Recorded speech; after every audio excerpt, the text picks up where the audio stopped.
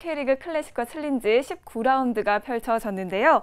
최강희 감독이 부산전 승리로 감독 통산 200승을 달성했군요. 네, 사실은 지난 주말에 펼쳐진 호남 더비에서 0대2 상황에서 2대2 무승부를 만들면서 전북이 서서히 컨디션을 끌어올리는 모습이 나왔거든요. 네. 그리고 바로 주중에 펼쳐진 부산전에서 2대1로 승리를 거뒀습니다.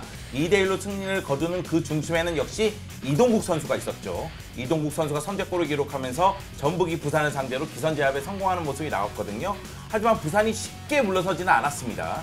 이동국 선수가 이렇게 기선제압을 했음에도 불구하고 부산 같은 경우에는 역시 최강희 선수가 동점골을 기록하는 장면이 나오거든요. 측면 쪽에서 올라온 볼을 최강희 선수가 반박자 빠르게 처리하면서 동점골이 터졌고, 그러면서 부산이 만만치 않은 전력임을 입증을 했습니다. 결국 1대1이 되는 상황이었거든요. 문제는 뭐냐면 이 최강희 선수의 반박자 빠른 슈팅에 의한 골이 터지고 나서 전북이 화상 공세를 펼쳐요. 그러면서 결국 페널티킥을 얻어내고 이동국 선수가 마무리 짓는 모습이 나왔죠. 결국 전북이 2대1로 승리를 거두면서 청해 감독은 감독 통산 200번째 승리를 거두게 됐습니다. 네, K리그 단일팀 최다승은 전수원 감독이었던 김호 감독이 가지고 있는데요. 202승입니다. 이제 그 기록에 2승밖에 남지 않았기 때문에 3승만 하면 최고 기록을 낼 수 있는 최강희 감독이기 때문에 이동국 선수와 함께 이 신기록을 작성할 가능성이 매우 높습니다. 지금 경기가 많이 남아있기 때문에 그 와중에 3승 못하겠습니까? 네, 최강희 감독이 전북에서 새로운 역사를 써내려가고 있습니다. 네, 요즘 최강희 감독과 이동국 선수의 케미가 정말 잘 맞는 것 같은데요. 계속해서 경기장에서 볼 수 있겠죠? 네.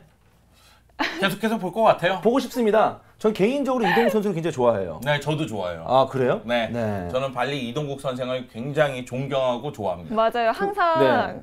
키플레이어 선수로 이동국 선수를 꼽으셨잖아요. 네, 그러니까요. 많은 축구 팬들에게 욕을 먹었던 적도 많았던 이동국이었지만 축구 관계자분들 있잖아요. 네. 뭐 축구 기자, 축구 해설자분들을 만나보면 이동국 선수를 싫어하는 사람이 없습니다. 네, 그 정도로 인정을 받고 있는 선수예요. 그리고 이주원 해설위원이 최근에 등려하지 않았습니까? 네. 근데 이동국 선수는 애를 낳았다 하면 쌍둥이입니다. 네, 그러니까요. 네. 지금 애가 5명이에요. 쌍둥이 딸 네. 4명에 이제 마지막 아들까지 역시 스트라이커죠. 네. 네, 대단한 이제 공격 포인트를 기록하고 있습니다. 네. 네. 우리가 좀 네. 이동국 선수 얘기하니까 너무 신났네요. 네. 네, 너무 길어지고 있습니다. 그렇습니다. 여기서 마무리하겠습니다. 네. 그렇다면 한편 또 호시탐탐 1위를 노리고 있는 수원 같은 경우에도 정말 오랜만에 승리를 챙겨갔죠. 네, 너무나 완벽한 경기력을 보여줬던 수원이었습니다. 그리고 골 장면 하나하나를 쪼개서 봐도 너무나 수원의 팬들을 만족스럽게 하는 그런 장면들이 있었거든요. 자, 첫 번째는 이제 권창훈 선수가 굉장히 멋있게 또 골을 득점을 했고요. 그리고 울산이 따라가는 골을 만들었습니다만은 전반 막판에 또 수원이 그걸 허락하지 않았습니다. 정대세 선수의 멋진 프리킥 골이 나왔었고요. 또 마지막에 또 정대세 선수가 다시 한번 마무리 지으면서 3대1로 완벽한 승리를 거둔 수원이 되겠습니다. 네. 정대세 선수가 오랜만에 멀티골로 본인의 존재감을 확실히 드러낸 것 같은데요.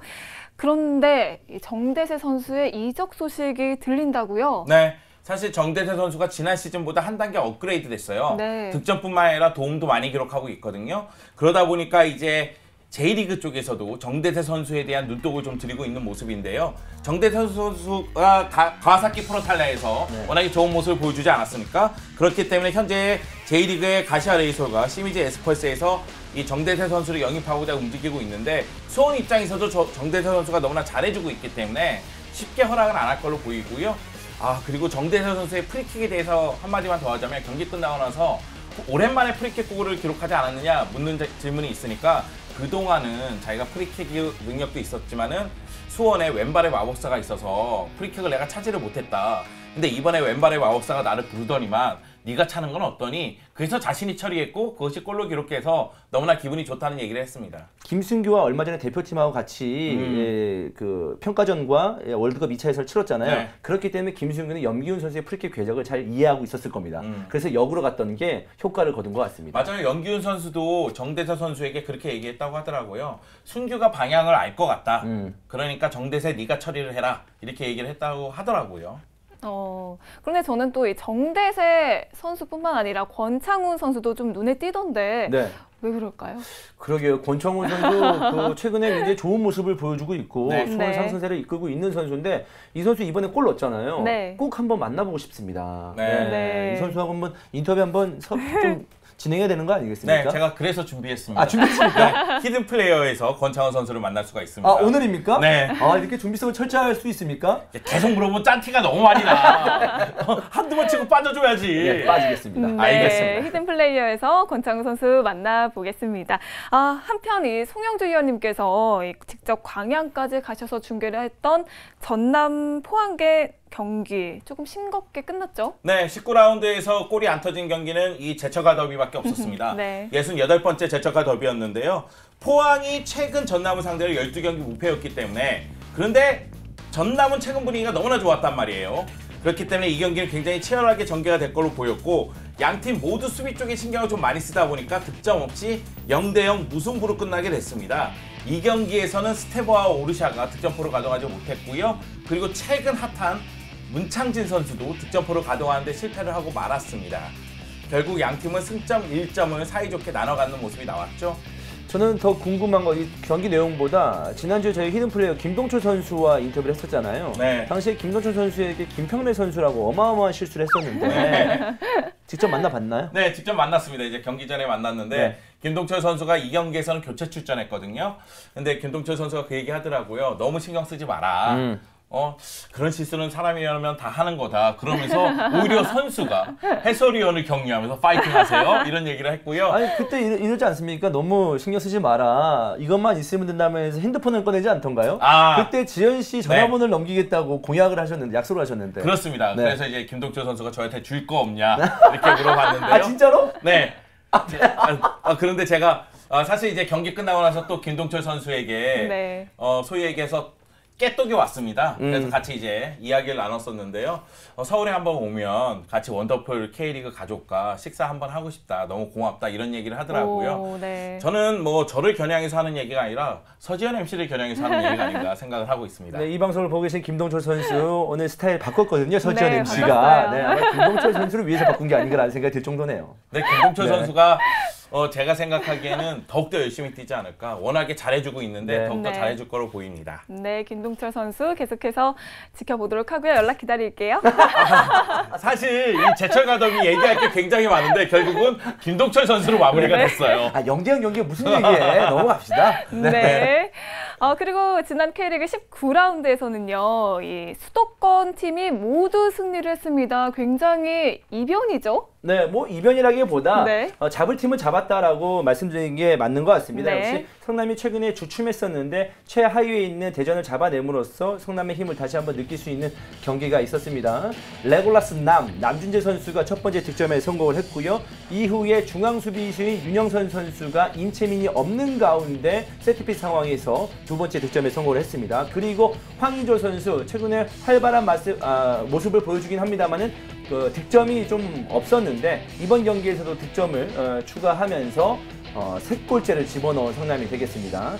경기 막판에 이제 황인범 선수가 후반 22분에 득점에 성공을 했습니다만은 거기까지였었고요. 3대1로 대승을 거둔 성남이 되겠습니다. 네. 그리고 인천은 광주를 상대했는데요. 인천이 광주를 상대로 1대0으로 승리를 거뒀습니다. 상대 수비수의 실책을 틈타서 케빈이 슈팅을 시도했고요. 자신의 시즌 3호 골을 기록하면서 이 골이 결승골이 되고 말았어요. 그래서 인천은 광주를 상대로 1대0으로 승리를 거두면서 최근 4경기 연속 무패 행진을 이어가게 됐고요. 광주로서는 좋은 경기력을 계속해서 보여주고 있는데 최근 승리를 거두지 못하는 모습이거든요. 좀 더 분발할 필요성이 있어 보입니다. 광주는 지금 그 광주 유니버시아드 대회 때문에 연속적으로 원정 경기만 치르고 있지 않겠습니까? 네. 그래서 그런지 몰라도 힘이 많이 빠진 모습입니다. 4경기 연속 원정 경기에서 승리가 없습니다. 광주가 좀 이 연속되는 원정 경기에서 승점을 추가해야지만 네. 나중에 본인들의 홈에서도 연속적으로 경기를 치르거든요. 네. 그때 또 순위를 끌어올릴 수 있는 기회가 생기기 때문에 이 지금 기간을 광주는 잘 버텨낼 필요가 있습니다. 네. 한편 지난 슈퍼매치에서 무승부를 거뒀던 서울 같은 경우에도 이 제주 원정을 통해서 큰 승리를 거뒀습니다. 무려 4골이나 넣었죠. 네, 분위기 안 좋을 어려울 때마다 제주가 서울을 많이 도와주고 있습니다. 네. 지난 슈퍼매치 이후에 비판 아닌 비판을 받았던 서울이었었는데 서울의 최용수 감독 나도 공격할 줄 알거든 이라고 시위하듯이 굉장히 많은 골을 이번 경기에서 집어넣습니다. 전반 초반에 에베톤 선수가 득점에 성공을 했었고요.